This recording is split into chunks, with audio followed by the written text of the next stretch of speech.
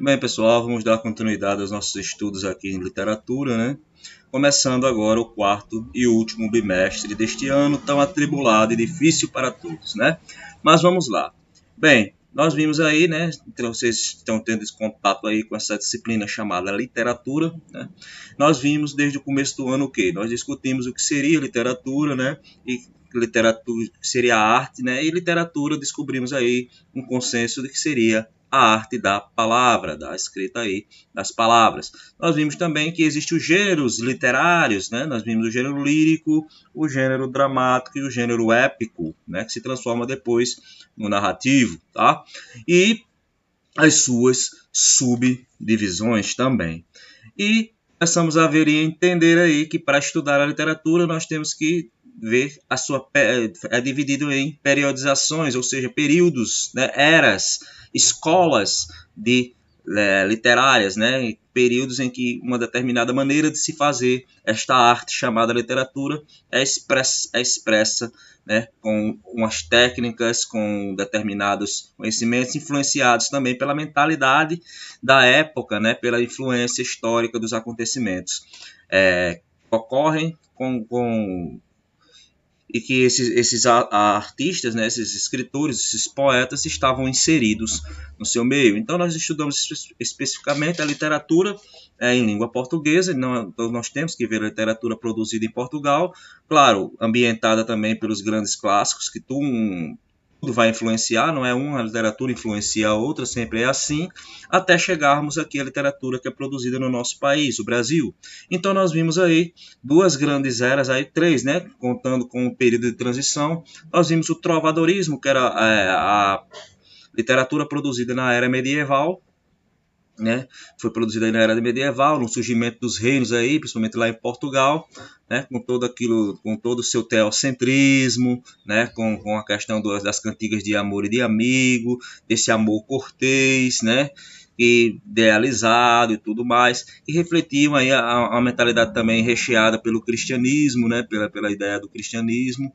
Aí nós vimos aí o período de transição, que é quando o homem começa a mudar-se, não mais será tudo Deus, né? Teocêntrico, começa a se ver como o homem no centro, o antropocentrismo, certo? Então, aí há o humanismo, todas as ideias filosóficas, né, científicas que começam a surgir para desembocar no que nós conhecemos como o Renascimento, né? E a arte produzida no Renascimento, o período literário é conhecido como classicismo, né? Que resgata os valores da antiguidade clássica greco-romana, os deuses pagãos, né? A questão do amor sensual, platônico, mas sensualizado, né? A questão do carpe diem, né? Aproveitar o dia, e todas as outras coisas que nós vimos aí nas últimas aulas, né? Nós descobrimos aí o grandíssimo Camões, né? O mestre da língua portuguesa, o maior poeta de todos os tempos da língua portuguesa e tudo mais. Estudamos aí um pouco de sua obra e alguns autores também, para finalmente agora desembocarmos e desembarcarmos junto aos portugueses na descoberta da Terra Brasilis, né? No nosso querido país, né? Vimos aí que nós sabemos pela história, né, que Portugal aí é que vai descobrir, né, essa nova terra, né, estavam indo lá, caminho para as Índias e tal, aí tem várias nuances e polêmicas, e saiu o professor de história explica melhor, tá? Então, nós vamos começar finalmente a ver o que foi produzido de literatura em nosso solo. Nos primeiros séculos, né, do descobrimento do Brasil, vai ser muito influenciado ainda por portugueses que produzem literatura na terra do Brasil. Lá no Barroco, que a gente também vai ver mais à frente, é que vai começar a surgir escritores e poetas nascidos no Brasil que começam a escrever aqui sobre a nossa terra até chegar nos Árcades e finalmente na grande descoberta da literatura nacional, de tentar criar uma literatura nacional que é o romantismo que a gente vê no segundo ano, tá certo? E assim sucessivamente, tá? Então, a primeira grande era literária, primeiro que se convencionou chamar de primeira escola literária produzida em terras brasileiras é o chamado quinhentismo. E por que quinhentismo? Porque vai se desenvolver durante o século XVI, o século de 1500, tá? Então, o que estava acontecendo? Navegações, grandes descobrimentos, portugueses aí atrás de novas terras, de outras rotas para as Índias, acabam desembocando nesta terra aqui, esse pedaço de terra que depois se chamará aí, era a terra de Veracruz, depois se transformará no Brasil aí, por causa do pau-brasil lá. Isso aí vocês conhecem da disciplina de história e pode ser aprofundado pelo professor, tá? Então, todo esse contexto aí, né? O que era produzido de literatura aí neste período? O que será que pode ser chamado de literatura? Essa arte de poemas, de teatro e tudo mais. Algumas coisas são leves, mas a grande literatura que foi produzida neste período é a chamada literatura de informação, que era o quê?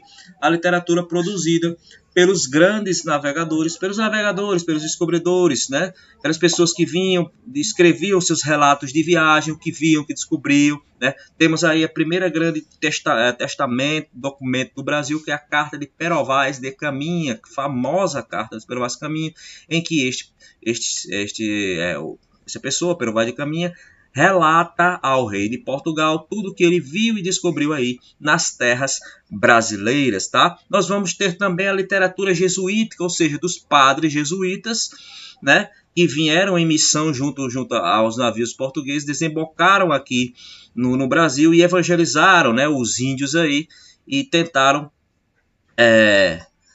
ensinar os índios a doutrina cristã aí através da arte, né? Aí vamos ter um leivo de arte, principalmente com o principal deles, que já é o padre de Anchieta, José de Anchieta, né? Com seu teatro, certo? Tentando ensinar aí os indígenas a doutrina cristã, ok? Então, esta é a escola que nós vamos ver a partir de agora, tá? O quinhentismo, tá certo? Então, relembrando, o que é que representa o quinhentismo aí? É a primeira manifestação literária do Brasil, tá? Que é conhecida como literatura de informação, certo? É um período que reúne relatos de viagem que tem o quê? Características de informar e descrever. Descrever como é a terra, informar aos reis, né? O que é que estava acontecendo, que se tinha riquezas aqui, como é que era a terra e tudo mais. Então, os viajantes vão descrever isso aí, certo? Eles vão descrever desde a fauna, a flora, o povo, os indígenas, né, aí, que vivem no Brasil, tá certo? Então, o que é que estava acontecendo? Como é que vai se desenvolver essa primeira fase aí? Lembrando que em 1500, o que é que vai estar acontecendo lá em Portugal? Eles estarão na área do classicismo, tá certo? Eles estarão lá no classicismo, essa época aqui de Camões e tudo mais. Até dizem que dentro dos Lusíadas, do grande poema épico dos Lusíadas, aparece uma referência ao Brasil, né? Camões já é desse período aqui, né? 1500 e alguma coisa, tá? Então, a terra brasileira já estava descoberta, certo? Então, vamos lá. Quinhentismo no Brasil. O que é que acontece? Com a chegada aí dos portugueses lá em 1500, foram encontradas aí, relatadas pelos escrivãos aí, essas terras, tá? Então, lembrando, a literatura do Brasil, a literatura quinhentista, né, são relatos desses viajantes no início aí do século XVI, certo? Período do descobrimento do Brasil e das grandes navegações aí, portuguesas, espanholas, das nações europeias, tá? E os jesuítas também, como eu falei, estarão dessas viagens e eles vão ser responsáveis por o quê? Por catequizar os índios, por ensinar a doutrina cristã a esses povos, né, pagãos, né, como eles chamam, pagãos, tá? Que não tinham conhecimento da doutrina, tinham sua própria cultura, tinham sua própria religião, certo? Então viviam aqui os habitantes que habitavam, né? Né? Os povos que aqui habitavam esta terra, ok? É a chamada literatura de catequese, tá? Quem são os principais cronistas deste período aí, ó? Nós temos, como eu já falei, o Pero Vaz de Caminha, tá? O Pero Vaz de Manoel Gandalva e os padres, né? Principalmente esses dois padres aí, tem outros, mas eles foram os mais, né? Escreveram mais, ficaram mais conhecidos, que é o padre Manuel da Nóbrega e o padre José de Anchieta, certo? Esses aí são os padres, né? Que os autores mais reconhecidos desse primeiro período literário que se desenvolve aqui no Brasil, tá certo? E quais são as principais características deste período, desta escola literária, né? Que pode ser considerada uma escola literária, esse período aí, chamado quinhentismo. São principalmente crônica das viagens dos descobridores. Os textos são extremamente descritivos e informativos, tá?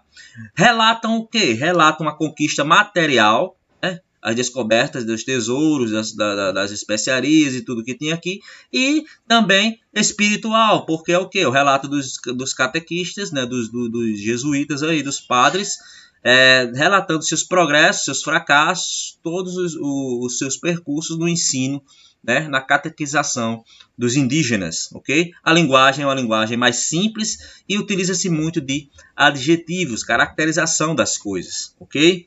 Então, esta aí é as principais características desse período chamado quinhentismo, ok? É isso aí. Vamos lá, vamos em frente.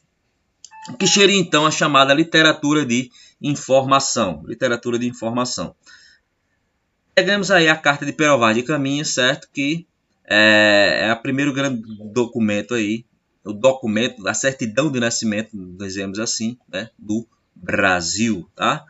O que é que ele vai falar? Eles testemunhavam aí o levantamento como era essa terra nova, né? De como era a floresta brasileira, de como eram os animais, que tipo de animais existiam aqui, né? Quais eram seus habitantes. Aí eles dão de cara com os indígenas, né? Vai descrever aí o comportamento, os costumes, as tradições dos indígenas, certo? E que, claro, é muito diferente do europeu, do jeito europeu, da cultura europeia, claro, não é? Só podia ser, são indígenas, tem outro tempo histórico, outra cultura, então tinha essa diferença aí, tá? Ela é uma literatura meramente descritiva e sem grande valor literário. Literário é porque, como nós já conhecemos, mexe, transforma e trabalha bem as palavras, transformando ela em arte, certo? A principal característica dessa carta é a exaltação da terra, certo? Resultante do assombro do europeu diante aí do exotismo, do que era exótico nesta terra e dessa exuberância que eles não conheciam. Tá? Com relação à linguagem, eles louvavam a terra e, como eu falei, muita caracterização. Como é que se caracteriza? O uso exagerado aí de adjetivos. Bom, vamos ler aqui um trecho da carta aí do nosso querido amigo aí, Pero Vaz de Caminhas. Olha aí, ó.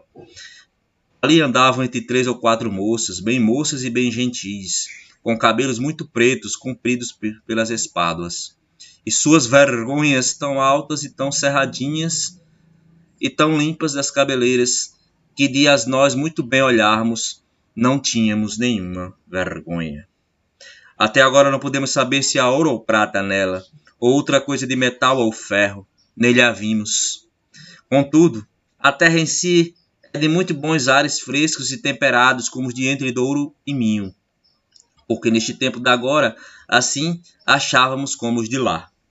Águas são muitas, infindas, em tal maneira graciosa que, querendo aproveitar, dar-se-á nela tudo, por causa das águas que tem.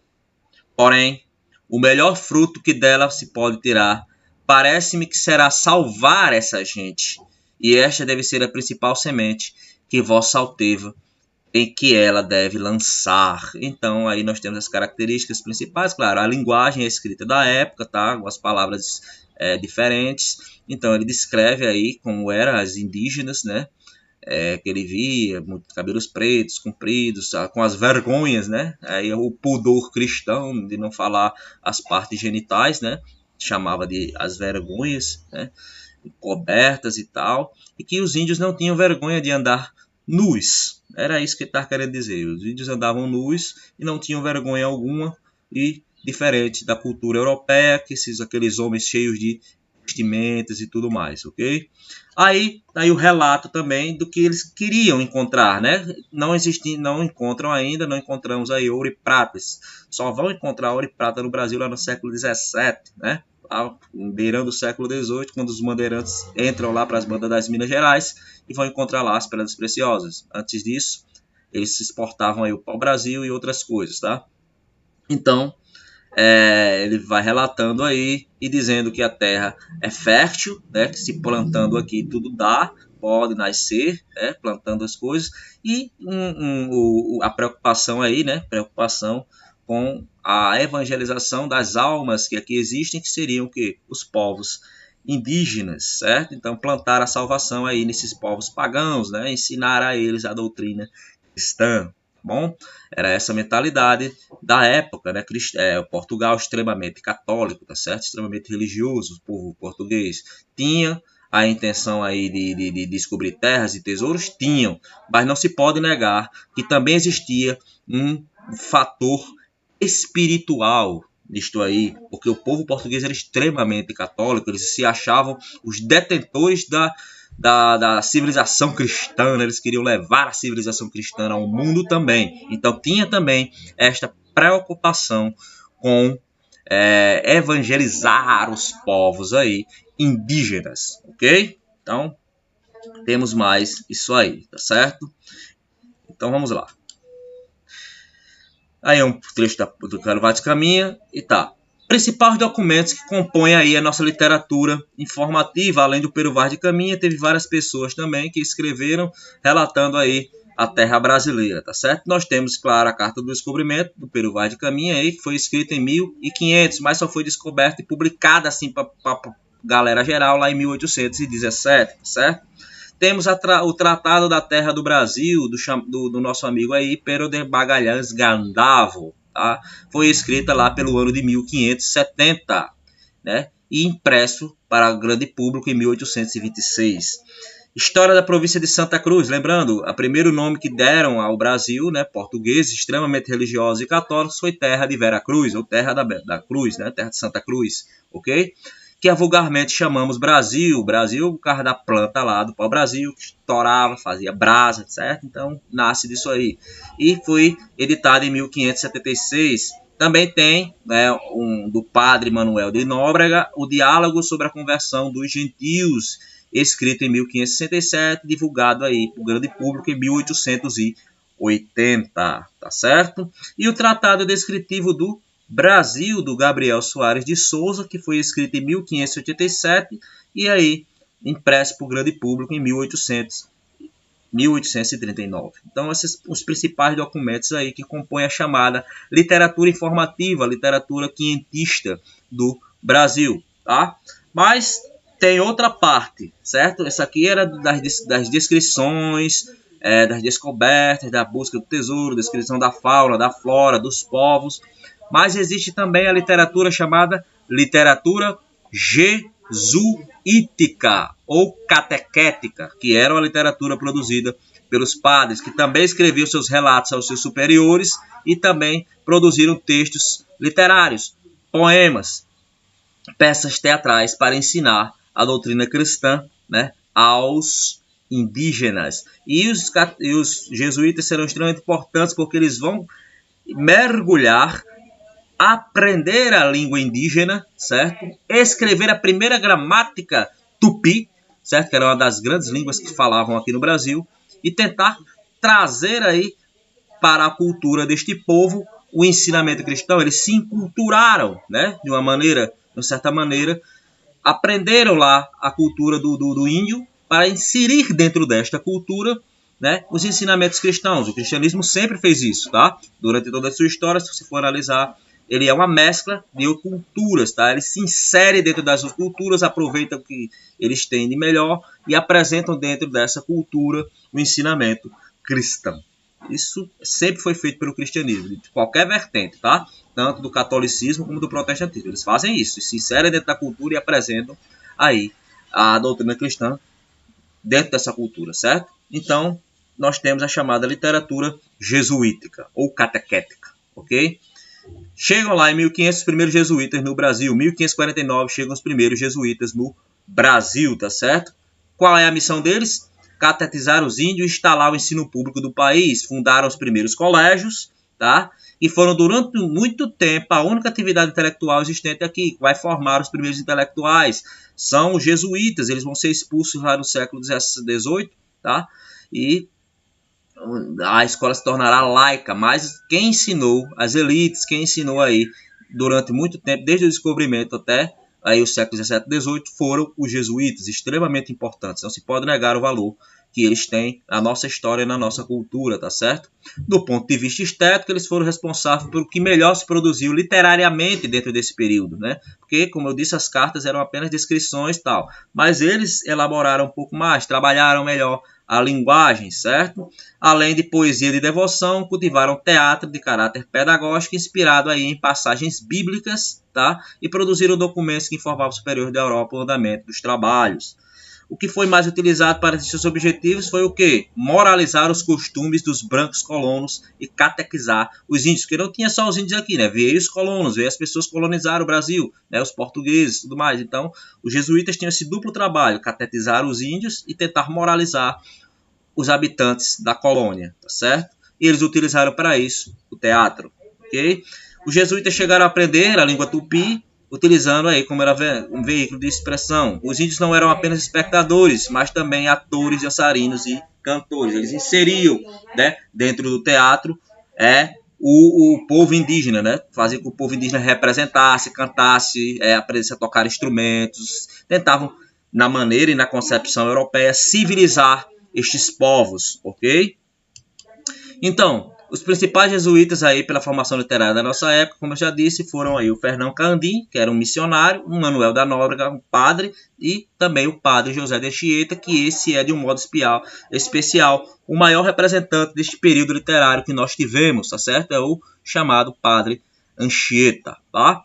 Conhecido aí, ó, como é que ele ficou conhecido, esse padre? Pelos indígenas. Deram o nome a ele de Piarri, que significa o Supremo Pajé Branco. Ele era extremamente respeitado pelos indígenas, tá certo? Então, um pouquinho da vida dele aí. Ele deixa como legado a primeira gramática do Tupi-Guarani, verdadeira cartilha para o ensino da língua dos nativos, certo? Foi a gramática da língua mais utilizada na costa brasileira aí, durante muito tempo, foi produzida pelo Anchieta, tá? Destacou-se por suas poesias e pelos seus atos, suas peças teatrais, misturando aí moral religiosa católica aos costumes dos indígenas, tá certo?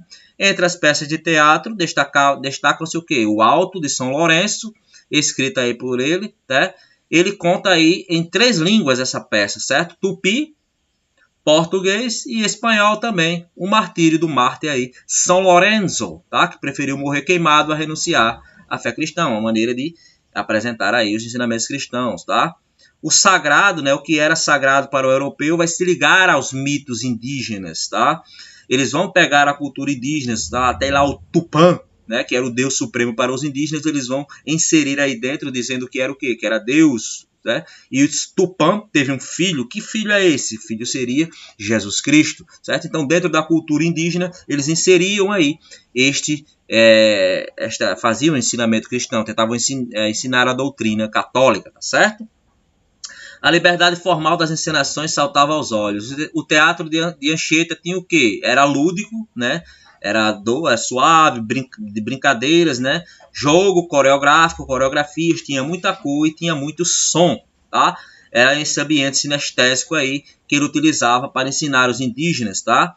E também merece destaque a sua poesia, tá? Porque além de poemas didáticos com finalidade catequética, ele elaborou poemas que revelavam sua necessidade de se expressar. Ele era um poeta, tá? O Anchieta também era um poeta. E os poemas mais conhecidos do Anchieta são do Santíssimo Sacramento e a Santa Inês, ok? Estes são os 2 principais poemas escritos aí principais poemas não, assim, de expressão literária relevante que ele escreveu, tá? Então, vamos ver um trechinho aqui desses poemas e encerrar aí essa parte aí do quinhentismo, tá certo? Então, a Santa Inês, olha, eram poesias simples, tá? Métricas simples, né?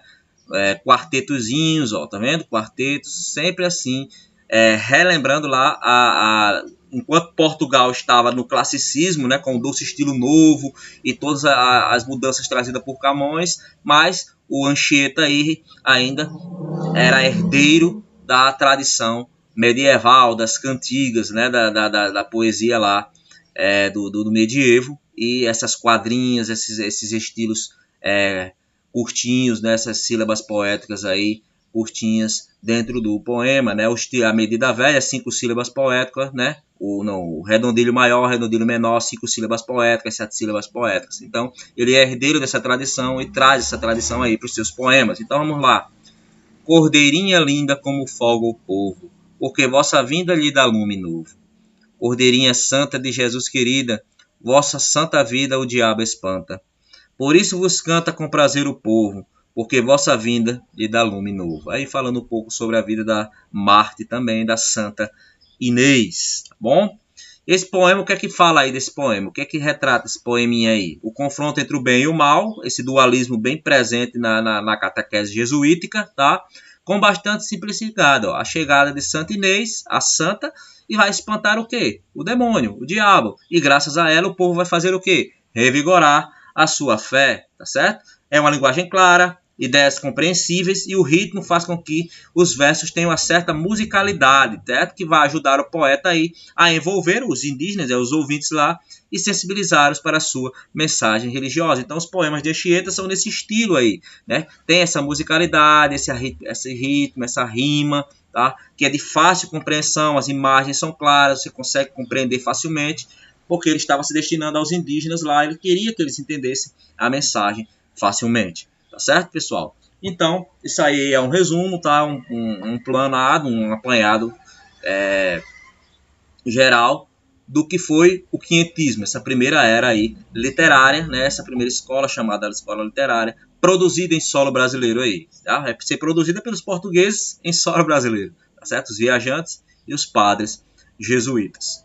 Então, a gente encerra aqui essa primeira aula, tá? Qualquer dúvida, anotem aí, tá? Tem um primeiro exercício lá que eu vou deixar, certo? E nas lives aí, a gente bate um papo e tira as dúvidas e as arestas, tá bom, pessoal? Então, até a próxima.